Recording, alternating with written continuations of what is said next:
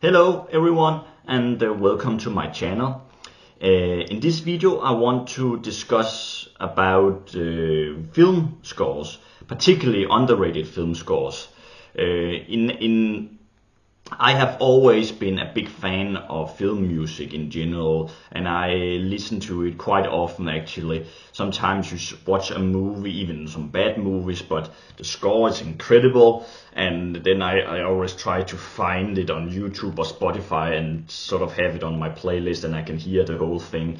I really like film music in general. I have to admit that I'm particularly more interested in a bit older film music because I think music in movies nowadays has become a bit too bombastic, in my opinion. For example, let me give you an example. I've watched a video of one of the creators of Columbo, William Link, who talks about the movie Gladiator back in the days when that movie came out, and William Link said something like he couldn't stand the score for that movie because it didn't have any melody. And that is kind of where I feel about lots of modern film music, especially in Hollywood movies. I don't care about the music at all. I do think that Hans Zimmer makes some interesting music sometimes, but some of it is also a bit too loud. But I understand why some people like Hans Zimmer. But I'm not going to discuss Hans Zimmer in this video. It will be some very some music you probably have never heard of. And the first one I want to talk about is I have talked about him quick in my Knife in the Water review, the Roman Polanski movie. Krzysztof Komeda made an excellent jazzy score in that movie. The movie is from 1962, by the way, and I said in that video it's one of my all-time favorite scores. I think it's very underrated and it's not talked about that much. But Krzysztof Komeda unfortunately didn't live very long, but he did some really great scores for three Polanski movies. The best is of course in Knife in the Water, but he also did a great one for Rosemary's Baby and Cul de Sac. I think that movie was called that. All of them are very different from each other, but they are very unique, all of them. And he really likes also experimented a bit with this jazzy type of style. I don't know how to call it, but he was really an extraordinary composer. But I would particularly recommend the Knife in the Water score.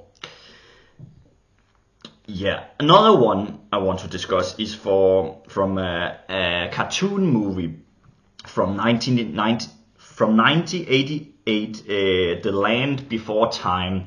I don't know if many of you have seen that, but it is a sort of a dinosaur movie. I remember watching that movie so many times as a kid. I haven't seen it since I was a kid, I must admit now, but the score is still haunting me. The composer is James Horner, who's also done lots of other great stuff, especially in Hollywood. But he did an incredible, beautiful and sad score for the Land Before Time. Every time I hear it, I get tears in my eyes, and of course it's maybe also because I feel nostalgic about it, and the movie had an impact on me when I was a child, but I still think the score is absolutely beautiful. I would highly recommend it if you haven't heard that. It is extraordinary, sad but beautiful. Another score I want to talk about is from a Danish movie called A Funny Man from 2011. And that movie is it's not the greatest movie in the world, but it's sort of a biopic from about one of the most famous Danish comedians back in the days. And but I still remember the first time I watched it, it was the score that I fell in love with. I still hear it quite often, but it's also very sad and bittersweet, and it doesn't really have any optimism in it. It's very heavy, but it is very beautiful, and even in Denmark, I've never heard anyone discuss that score very much, or not even very much. I haven't heard anyone discuss that score, but I think it is incredible score, one of the greatest score to any Danish movie, I think, and yeah, that's incredible. Another one I want to talk about is from another Polanski movie called The Tenant from 1976. In that movie, the composer was a man called Philippe Sade, who did a lot of scores from French movies back in the 70s and 80s. I have not seen a lot of the movies he have made music from, but I've heard a lot of them because I found his style very interesting. And for The Tenant, he makes an interesting choice because the movie is essentially about paranoia. And kind of right from the opening, you sort of feel that paranoia through the music. But he also has a sense of, but it's not a dark score particularly, but it is very twisted. And he sort of experiment with the score through the movie, so there are some themes through the movie that has an element of the opening theme, and he sort of mix it with a new theme. I don't know if that makes sense, but he makes it very disturbing when you sort of when you also have seen if you have seen the movie. I really think that score helps them to carry the movie. The movie is also quite disturbing actually, but it is an incredible score Philippe Sade and has made, and yeah, a great underrated film composer especially for French cinema. He also made a quite haunting score from a movie called Les Chats, I think it's called. I've never seen that movie, but I've heard it, and that's with Simone Signoret and another famous French actor I forgot the name of, but that theme is also incredible, haunting and beautiful. But yeah, but The Tenant from 1976, an incredible underrated score in my opinion. And another one I want to discuss is from 1960, a French horror movie called Eyes Without a Face. And that score is made by a very famous composer called Maurice Jarre. I don't know how to pronounce that name, but of course he has made a lot of famous ones. Lawrence of Arabia, of course, and he also did for the movie The Witness with Harrison Ford from the 80s, and lots of other great stuff.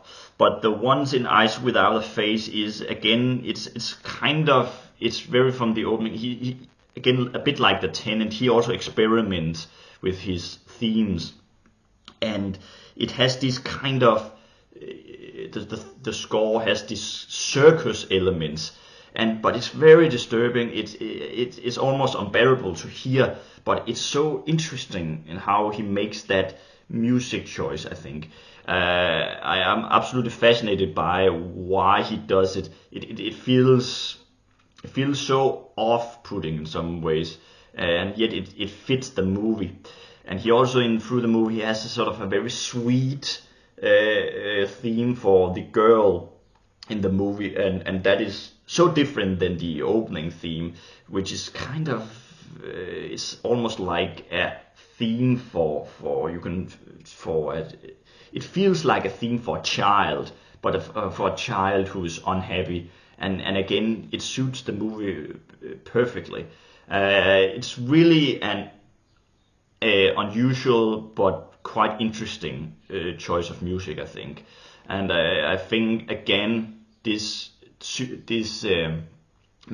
score makes the movie better in my opinion. And for Eyes Without a Face, that is one of the most interesting choice of music I've heard for a movie. So yeah.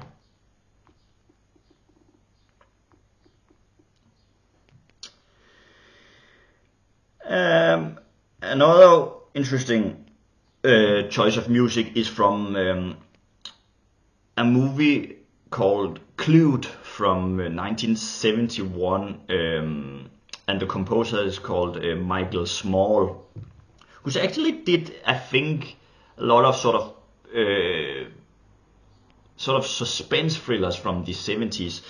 He made, from, of course, Clued, but he also did a sort of also very weird paranoia movie called Night Moves from 1975 with Gene Hackman. I don't know if anyone has watched that movie. It's very difficult to get nowadays, but it is an incredible movie.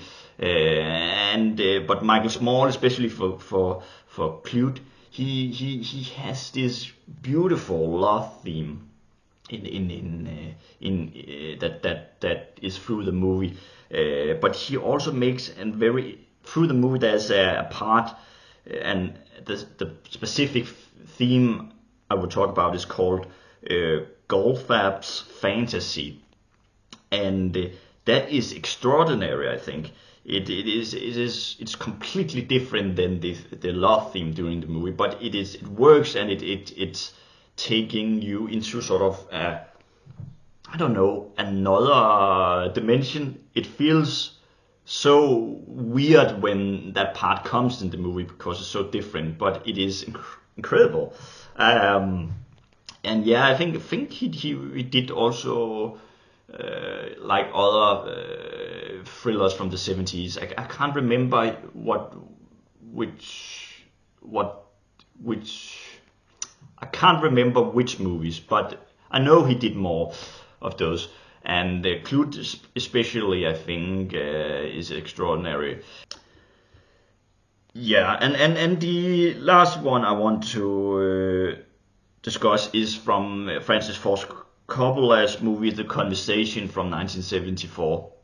That movie I've also talked about before. It's one of my all-time favorite movies, and the composer for that movie is called David Shire, who I actually don't know that much about, but his score for The Conversations is also very interesting, because the movie is kind of a thriller, and yet the score itself isn't very thriller-ish.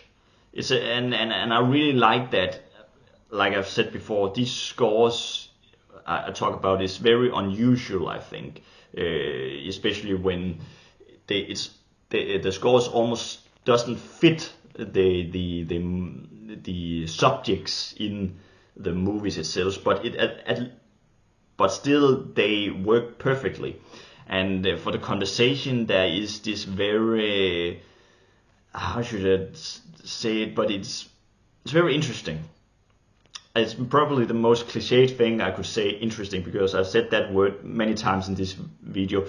But it's worth listening to, and much more I can't say. I don't know if I have said many interesting.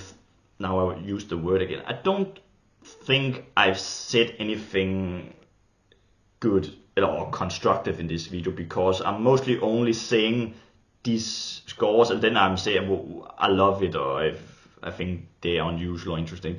But my point is more with this video, I want to recommend some scores that isn't talked that much about.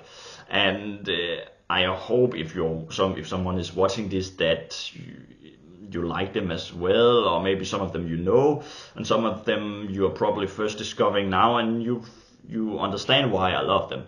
I will try to make a link to all the scores in the video, and yeah, then you can listen to it if you want. And if you, like me, love film scores and have some underrated film scores you think nobody is talking about, I would very much like if you can recommend them in the comments to me, because I love discovering new film scores. and maybe if I know them already, then it's cool. But I am always curious to discover new film scores, and so yeah, which scores do you think is underrated for movies? Write it down in the comments, and thank you so much for watching this video.